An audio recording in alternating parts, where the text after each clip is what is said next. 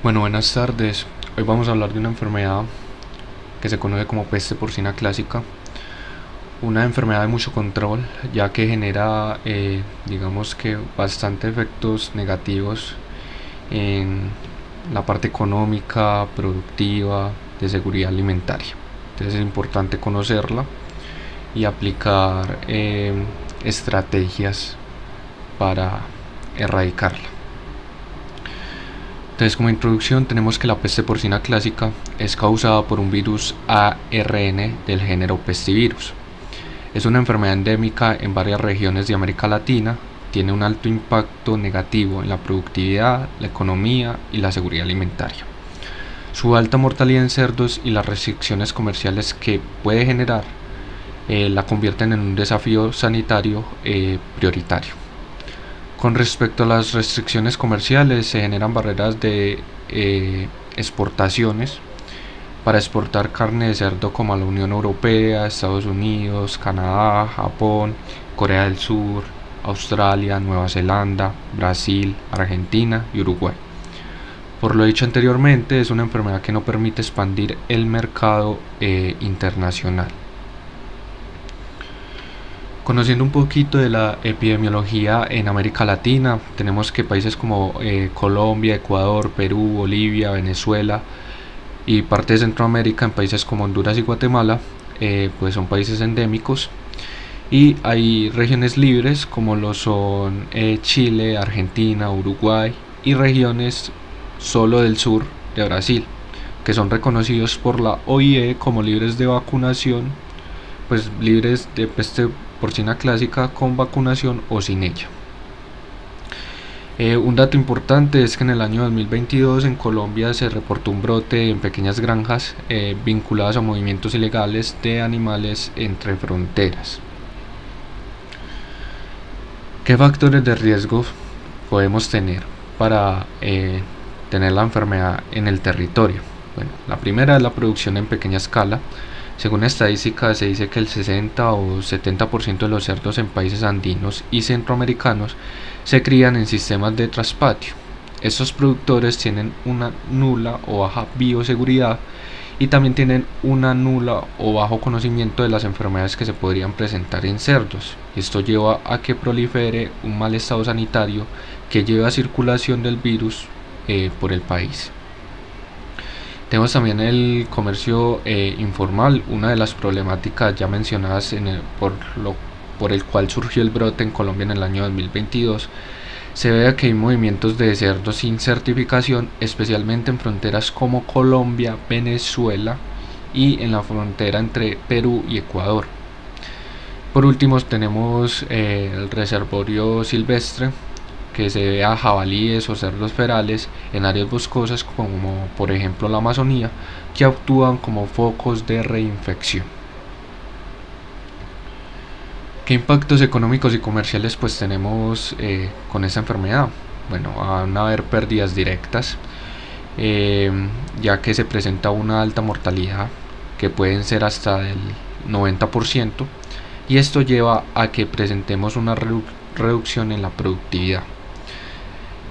Como ya habíamos hablado, tener peste porcina clásica en el país, y no solo esta enfermedad sino otras como la fiebre aftosa o enfermedades vesiculares, llevan a que se generen restricciones que nos llevan a que no se pueda exportar carne de cerdo a países como Estados Unidos, China, la Unión Europea, lo que genera que estemos en desventaja a nivel comercial, a nivel del comercio internacional.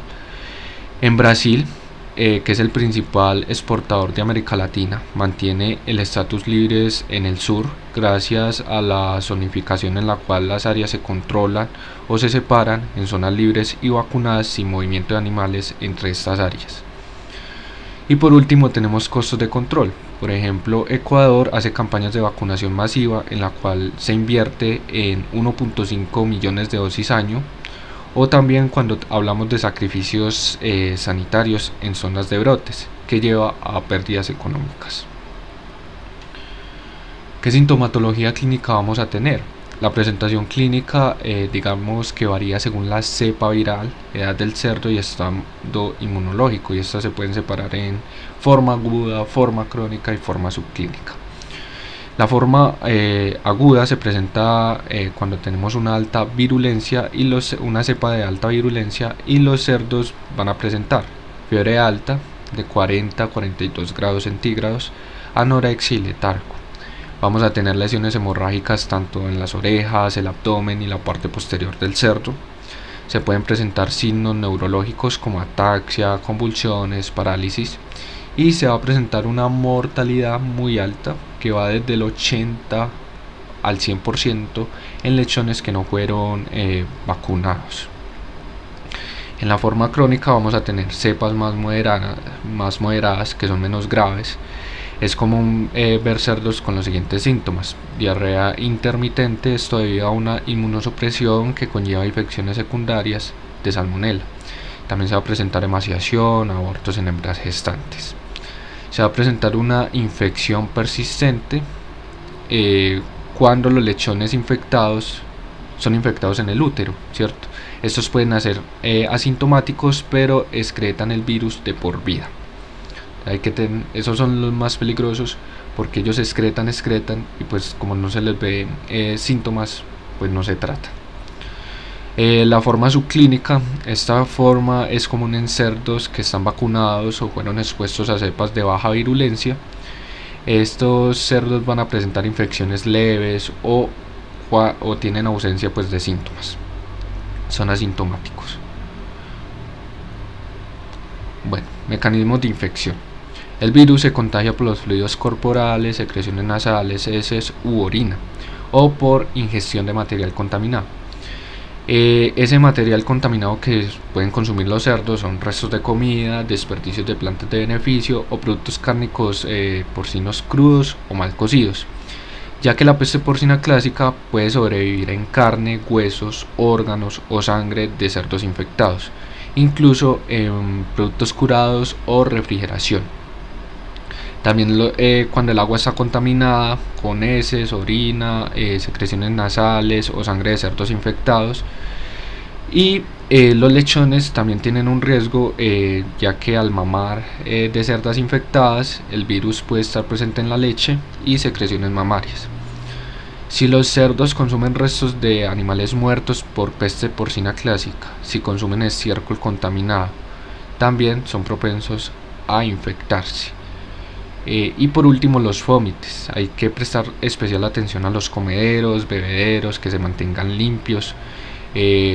Los vehículos o herramientas que también pueden transportar material infectado, pues hay que hacer una desinfección de estos. Con el mecanismo de infección vamos a tener que tras la entrada vía oronasal el virus se replica en las amígdalas, ganglios linfáticos regionales, se disemina por vía sanguínea y llega a órganos dianas como vaso, riñones e intestino. La diseminación causa inmunosupresión al dañar células dendríticas y linfocitos, lo que facilita infecciones secundarias.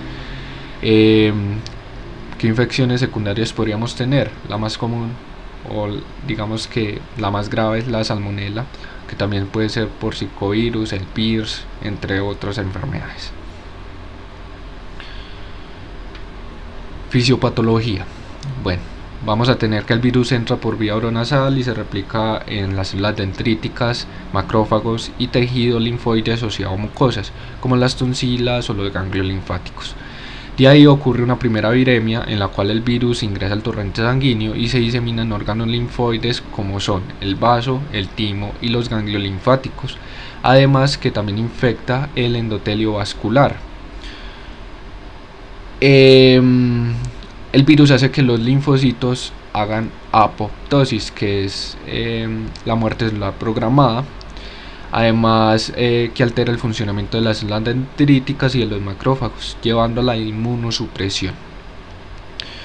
Cuando el virus infecta las células endoteliales o las células vasculares, genera un daño en estas, aumentando la permeabilidad vascular, haciendo que salga líquido y produciendo edemas y hemorragias como petequias o equimosis.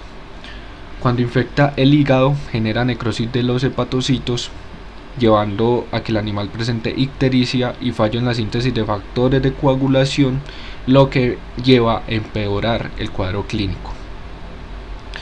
A nivel renal, se generan hemorragias en la corteza renal y cilindros hemáticos en la orina, o sea que se va a ver la orina con sangre.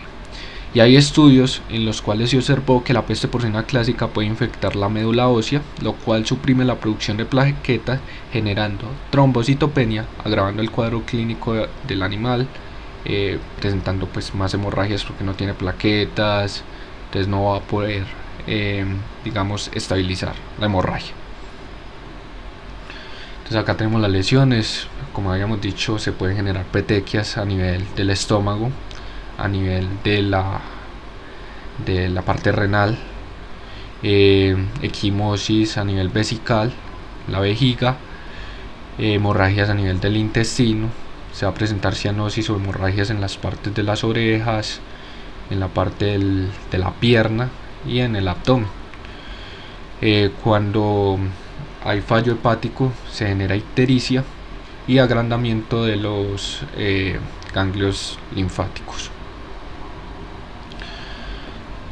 El diagnóstico pues requiere una combinación de evaluación clínica, hallazgos post-mortem y pruebas de laboratorio, ya que los síntomas pueden confundirse con otras enfermedades porcinas. Entonces no podemos centrarnos solo en una evaluación clínica y hallazgos post-mortem, sino que hay que acompañarla de pruebas de laboratorio. Esas pruebas de laboratorio son las que podemos utilizar, es el PCR. Como habíamos dicho en videos anteriores, el PCR es una prueba muy buena, ya que tiene una alta sensibilidad y especificidad. Además, queda un diagnóstico preciso en fases agudas de la enfermedad, a diferencia de la serología, que solo la da en casos crónicos. Esta en fase aguda detecta la infección. También tenemos el ELISA de antígeno, que puede identificar proteínas virales en tejidos o sangre. El aislamiento viral, que permite cultivar el virus en células especializadas donde se pueden replicar. Inmunofluorescencia, que detecta antígenos en cortes de tejido como son las tonsilas o el vaso. Y la serología, que permite detectar anticuerpos, siendo solo útil en casos crónicos, porque en fases agudas pues en esa fase no se van a producir todavía anticuerpos. Entonces esto se usa más que todo en casos crónicos. Como habíamos dicho en otros videos, la serología pues digamos que tiene sus ventajas, como son pruebas más económicas y que pues se pueden hacer a nivel de población. El tratamiento, pues hay que tener en cuenta que la peste porcina clásica es una enfermedad de declaración obligatoria. O sea que cuando un médico veterinario, un zootecnista, está trabajando en una granja que tiene sintomatología y lesiones a nivel de esta enfermedad, tiene la obligación de declarar esta enfermedad, en este caso en Colombia al ICA. Para esta enfermedad no existe un tratamiento específico ni curativo. Su manejo se basa en medidas de control, prevención y erradicación, porque como ya lo hemos dicho, tiene un alto impacto tanto económico como sanitario. En algunos países los protocolos oficiales exigen el sacrificio inmediato de todos los cerdos infectados y de los cerdos que estuvieron en contacto directo con estos cerdos infectados, valga la redundancia, seguido de la eliminación adecuada de cadáveres, haciendo protocolos de incineración o enterramiento controlado. Se busca con esto evitar la diseminación del virus, ya que los animales infectados son fuente de contagio, incluso los que son asintomáticos. Entre los controles son las medidas como la cuarentena estricta, la limpieza y desinfección, la desinfección haciéndose con hipoclorito de sodio, yodofosforados y glutaraldehído, tanto hacerlo en instalaciones, vehículos y equipos, además de eliminar todo material orgánico contaminado. Se puede hacer vacunación de emergencia, esto pues en algunos países que se aplica algo que se llama vacunación en anillo, que es identificar el epicentro del brote y generar una vacunación solo en esa zona. Prevención. Entonces, la vacunación, digamos que las vacunas vivas atenuadas se utilizan en países con peste porcina clásica endémica, pero con restricciones. ¿Por qué esto genera restricciones? Porque digamos que hacer pruebas de serología no podemos diferenciar una infección activa de los anticuerpos vacunales. Entonces digamos que el control se hace mucho más difícil. Para eso se están generando digamos que protocolos como las vacunas marcadoras DIVA, que esto lo que hace es que permite diferenciar animales vacunados de infectados, pero estos protocolos aún están en desarrollo. Si quieren buscar más sobre esto, se conoce como DIVA. La traducción de inglés al español es diferenciación entre infección y vacunación animal.